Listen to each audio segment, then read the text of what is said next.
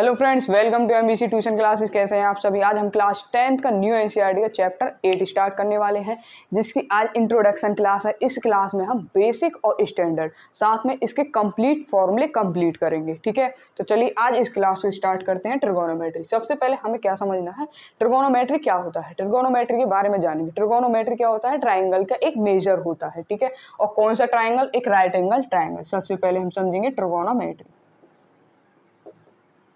Trigonometry, trigonometry क्या होता है, ट्राइंगल का एक मेजर होता है। कौन सा ट्राइंगल यूज होगा इसमें, राइट एंगल ट्राइंगल।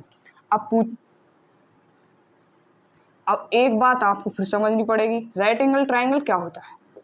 सबसे पहले तो आपको ये पता होना चाहिए कि राइट एंगल ट्राइंगल क्या होता है। राइट एंगल ट्राइंगल होता है जिसके एक एंगल 90 डिग्री का होता है। ठीक है, तो राइट एंगल ट्राइंगल कौन सा होता है, जिसका एक एंगल 90 डिग्री का होता है, ये हमारा राइट एंगल ट्राइंगल होता है।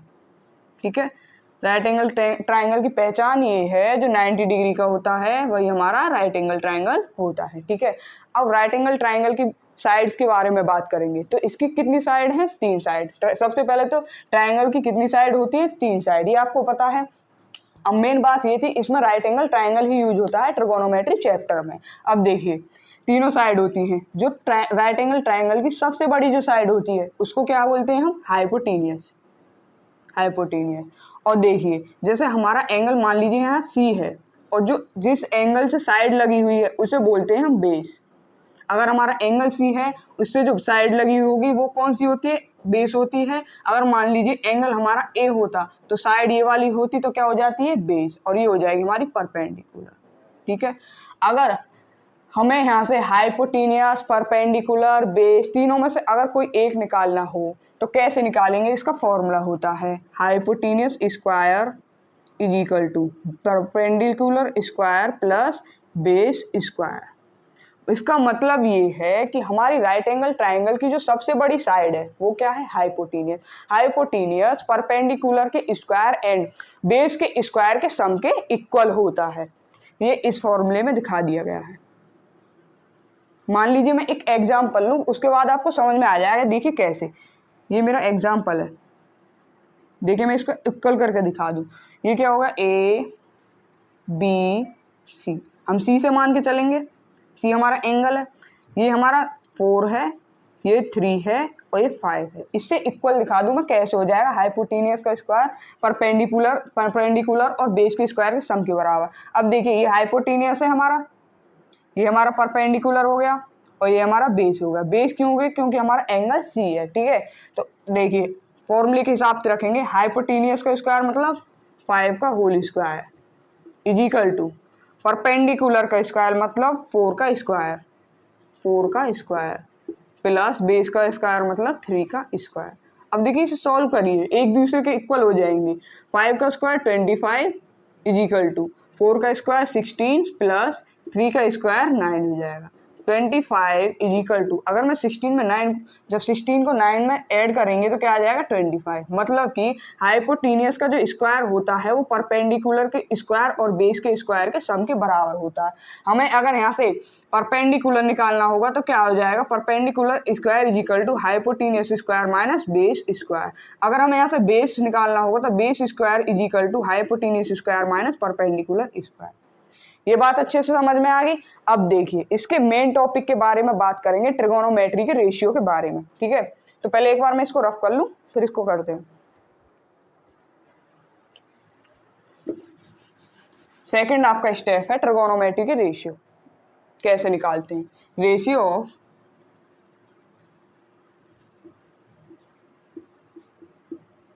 Of trigonometry.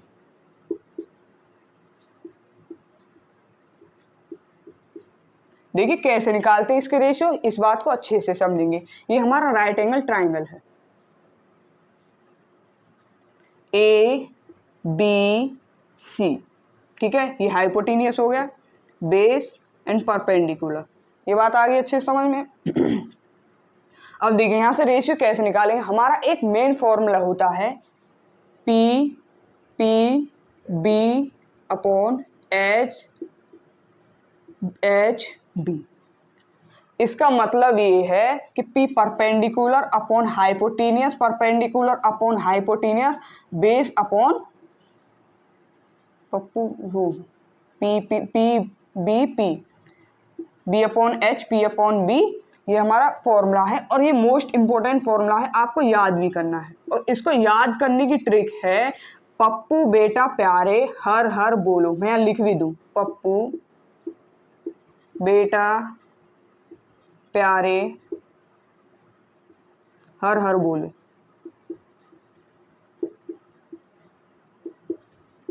देखिए इससे हमारे रेशियो कैसे निकलेंगे।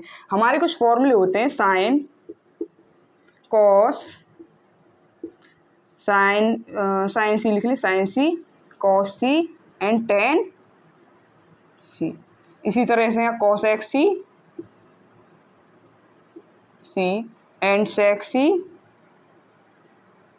And cot C. देखिए अब यहाँ से इनके रेशियो कैसे निकलेंगे मैं आपको समझा दूं। देखिए साइन का रेशियो निकलेगा यहाँ से, ये होते हैं साइन कॉस का रेशियो, ये होगा टेन का रेशियो, और ये हो जाएगा सेक का रेशियो, उसका कॉसेक का रेशियो। कॉसेक का रेशियो का मतलब है H upon P, and sec का रेशियो हो जाएगा H upon B, and cot का रेशियो हो जाएगा बी अपॉन पी। यहाँ लिख लेंगे अगर हमारा एंगल सी है तो उसके लिए देखिए साइन सी का मतलब वो perpendicular upon hypotenuse, perpendicular upon hypotenuse.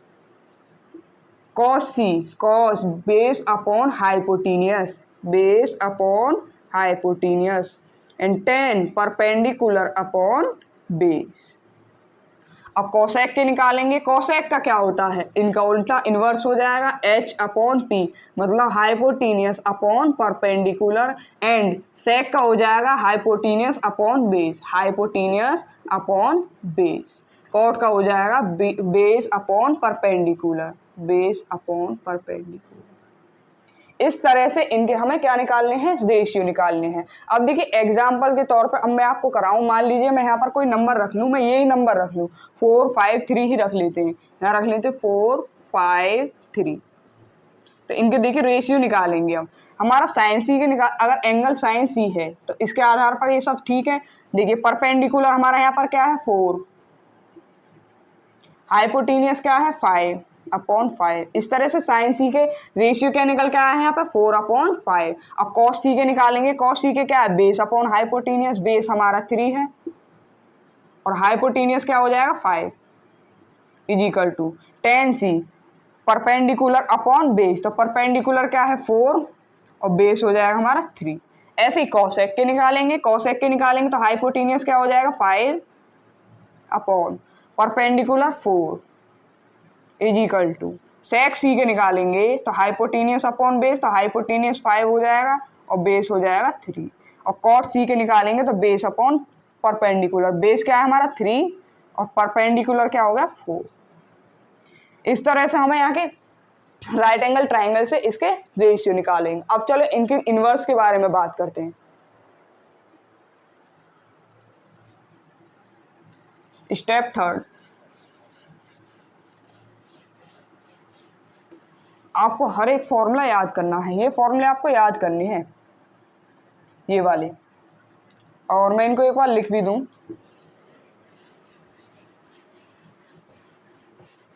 बहुत अच्छे से लिख दूंगी आपको समझ में आ जाए, इसलिए मैं एक बार लिख दूं, ठीक है। देखिए पप्पू बेटा प्यारे हर हर बोलो, तो साइन क्या हो जाएगा हमारा sine A P upon H, and cos A B upon H, tan A P upon B. इसी तरह से cosec A H upon P, इसका उल्टा हो जाएगा H upon P, and sec A is equal to H upon B, H upon B, और क्या हो जाएगा cot A B upon B. ये इस तरह से आपको याद करने हैं। अब आप सोच रहे होंगे तो साइन ए का तो पी अपॉन एच है, तो कॉसेक का एच अपॉन पी क्यों है। देखिए हमारा ये फॉर्मूला भी है इनवर्स का, इनके इनवर्स थर्ड स्टेप है इनवर्स। इनवर्स, अब देखिए साइन ए किसके इक्वल होता है, 1/cosec के। ये फॉर्मूला आपको याद रखना है और लिख भी लेना नोटबुक में, इंपॉर्टेंट है। जब साइन ए इक्वल है किसके, 1/cosec के, तो cosec ए का इनवर्स क्या हो जाएगा, 1/sin ए। इसी तरह से हो जाएगा cos का, cos a is equal to 1/sec A. तो sec a का क्या हो जाएगा, sec a is equal to 1/sin A, sorry sine नहीं, sec a, cos a। इसी तरह से tan का हो जाएगा tan a is equal to 1/cot a, और cot a का इनवर्स हो जाएगा cot a is equal to 1/tan a। ये तो आपके इनवर्स हो गए। अब देखिए tan को रेशियो में कैसे लिखते हैं, tan एक फॉर्मूला ये भी है, tan a को लिखते हैं sin a upon cos a। मतलब कि sin a upon cos a को हम अगर हमारे डिविजिबल और रेशियो में होगा तो tan a हो जाएगा। अगर cot a को लिखेंगे तो कैसे लिखेंगे, cos a upon sin a। अब ये आपके मोस्ट इंपोर्टेंट फॉर्मूले हैं, इनको एक बार नोट कर लो, फिर आगे के और भी फॉर्मूले लिखेंगे।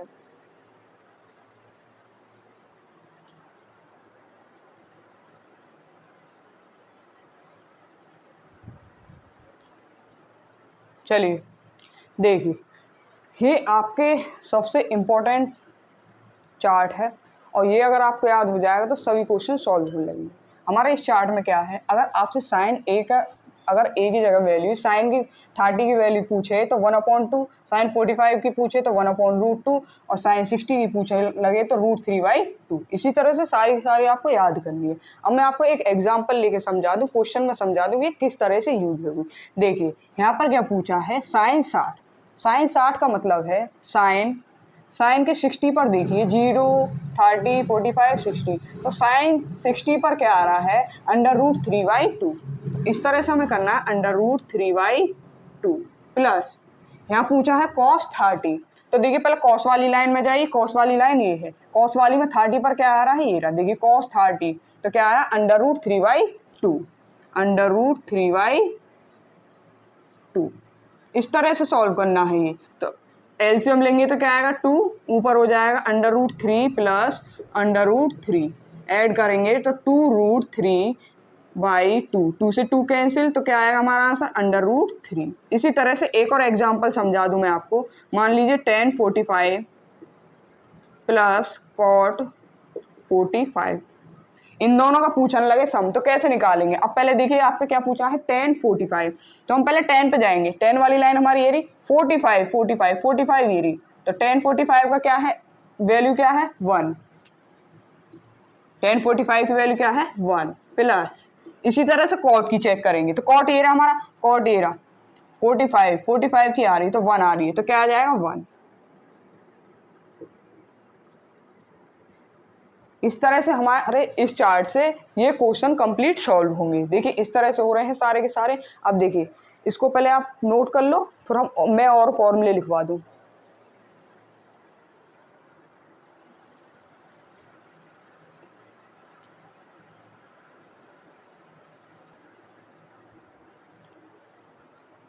अब आपके इस चैप्टर के 3 मोस्ट इंपोर्टेंट फॉर्मूले और रह चुके हैं, उनको मैं लिखवा दूं, फिर मैं ये भी बता दूं कौन सा फॉर्मूला जो पूछे तो किस तरह से हमें निकालना है।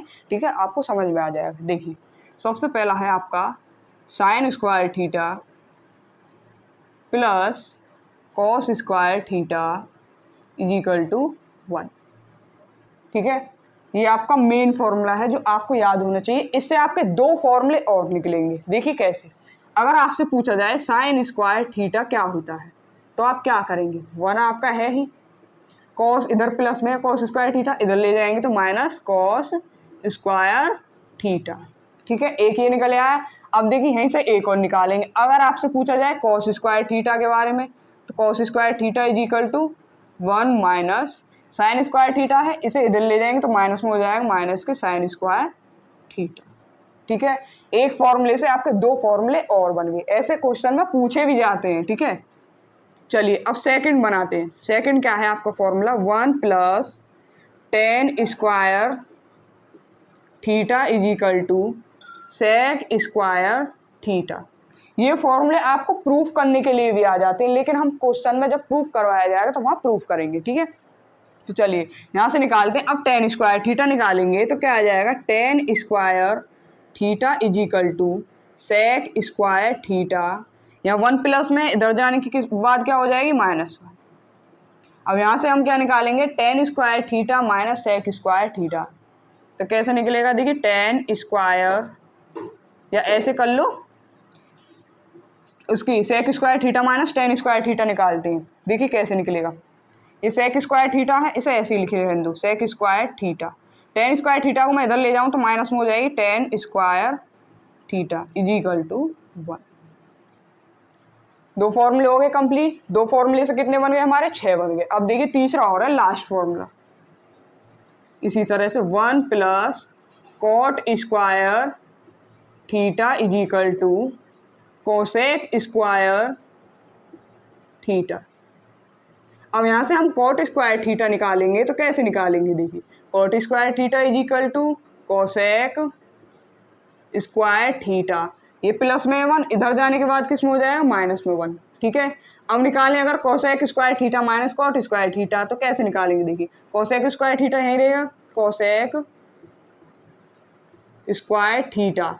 ये कॉट स्क्वायर थीटा इधर जाएगा तो किस में हो जाएगा, माइनस कॉट स्क्वायर थीटा, 1 रह जाएगा इज इक्वल टू 1। इस तरह से तीनों के तीनों फॉर्मूले आपके निकल के आ जाएंगे। एक ये हो गए तीनों, और एक तीनों ये हो गए, और इसी तरह से एक तीनों ये हो गए। तो आज की क्लास में हमने कंप्लीट ट्रिकोनोमेट्री के चैप्टर के क्या करे हैं, फॉर्मूले कंप्लीट करे हैं, और अच्छे से समझे हुए हैं कौन से फॉर्मूला कैसे निकल के आ रहा है। तो आज की क्लास हमारी पसंद आई, लाइक कीजिए, सब्सक्राइब कीजिए, और नेक्स्ट क्लास के लिए हमारे चैनल को सब्सक्राइब कीजिए, और सभी दोस्तों के पास ज़्यादा से ज़्यादा शेयर कीजिए।